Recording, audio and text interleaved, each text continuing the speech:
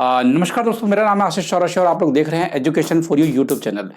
दोस्तों देखिए, ये आज का टॉपिक आज आपको देखने को मिल रहा है कि 12वीं पास करने के बाद एक सरकारी शिक्षक आप कैसे बन सकते हैं।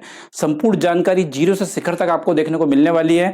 देखिए क्या होता है, बहुत सारे लोग ये सोचते हैं कि 12वीं पास करने के बाद शायद हम डायरेक्टली सरकारी शिक्षक बन सकते हैं या नहीं बन सकते हैं। तो आज मैं आपको कहना चाहूँगा, केवल 12वीं पास करके आप डेफिनेटली पूरे ऑल ओवर इंडिया के अंदर आप यहाँ पे सरकारी टीचर बन सकते हैं। उसकी क्या प्रोसेस होगी, क्या एलिजिबिलिटी होगी, कैसे आपको यहाँ पर जीरो से लेकर यहाँ पर किस तरीके से सिलेक्शन तक आपको यहाँ पर जाना है, वो सारी बातें मैं आपके साथ डिस्कस करूंगा।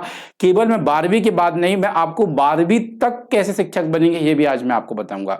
अब देखिए यहाँ पे अगर हम बात करें कि आज का टॉपिक ये है कि हमारे सर हमने केवल 12वीं किया हुआ है, हमने कुछ नहीं किया, देन हम लोग शिक्षक कैसे बने।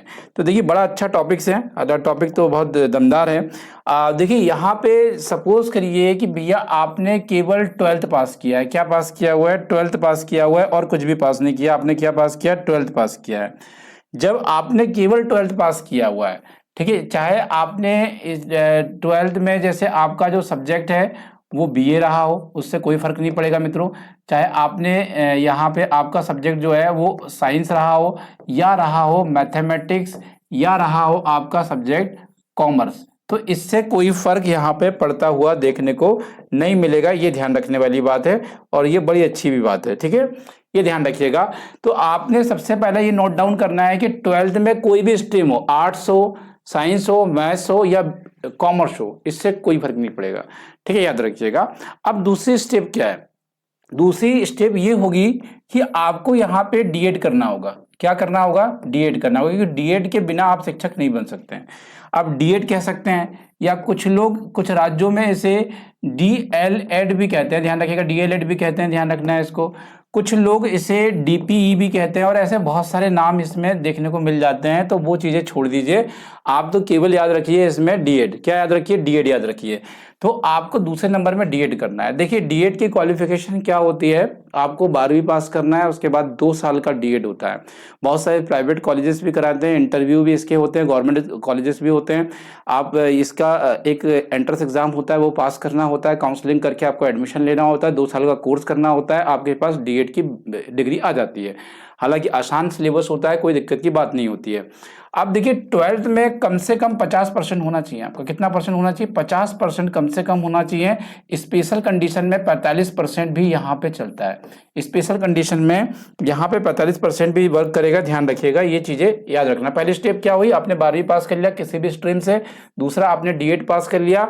डीएड में क्या आपका परसेंटेज रहा है ये कोई मैटर नहीं करता, ठीक है, याद रखिएगा। आपके 100 में से 99 है तो भी कोई बात नहीं, 50 है तो भी कोई बात नहीं, ठीक है, याद रखिएगा। ये बात भी नोट डाउन करने वाली बात है। तीसरी बात यहाँ क्या आती है?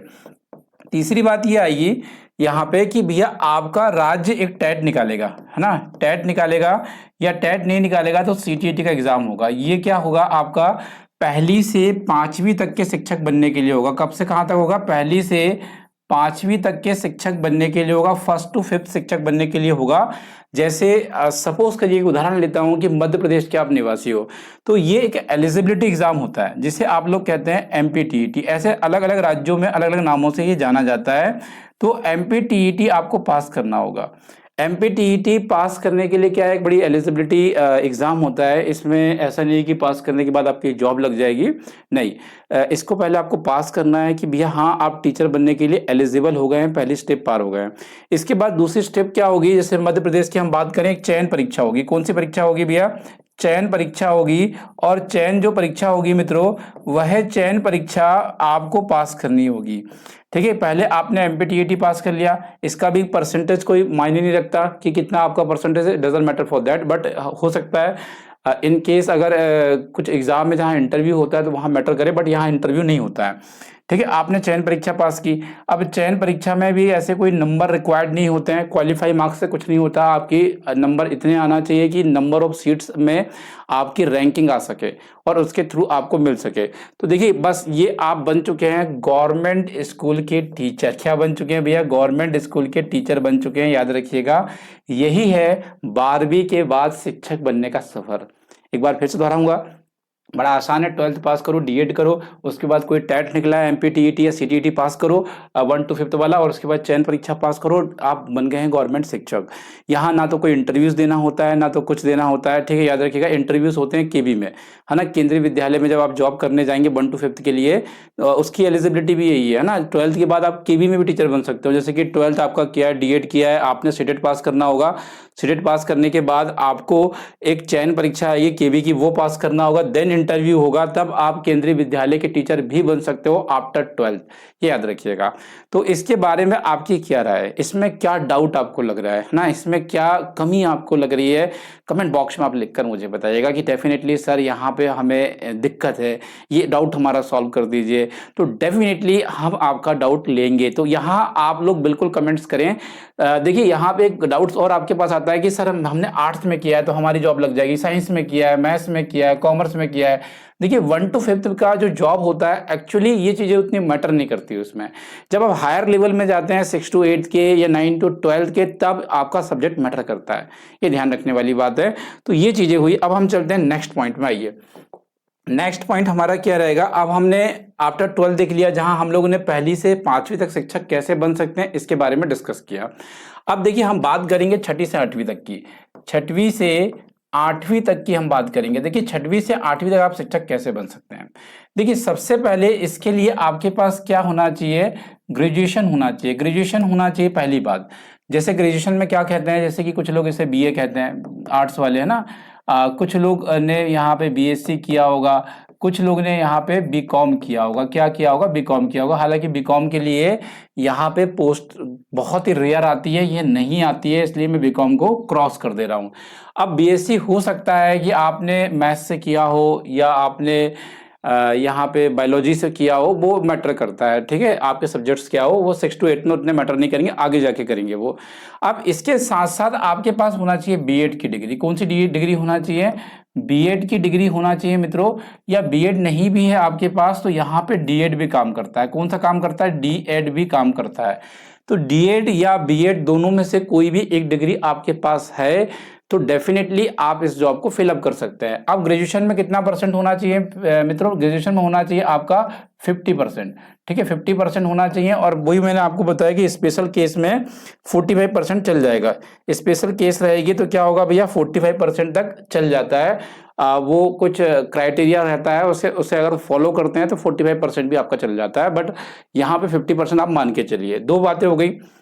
तीसरी बात है यहाँ पे भी क्या होगी, आपको कोई टेट पास करना होगा। अगर कोई राज्य है तो टेट, अगर ये ऐसी जगह आप पास करना चाहते हैं जहाँ पे सीटेट चलता है तो सीटीटी पास करना है। ये कौन सा वाला करना है, ये आपको 6 to 8 वाला करना है, 6ठी से 8वीं वाला पास करना है। जब टेट निकलेगा तो 6ठी से 8वीं का सीटेट, 6वीं से 8वीं तक का। इसके बाद क्या होगा, इसके बाद कुछ नहीं होगा भैया, एक चयन परीक्षा होगी। ये क्या होगी, चयन परीक्षा। अब देखिए चयन परीक्षा को अलग अलग नाम से जाना जाता है।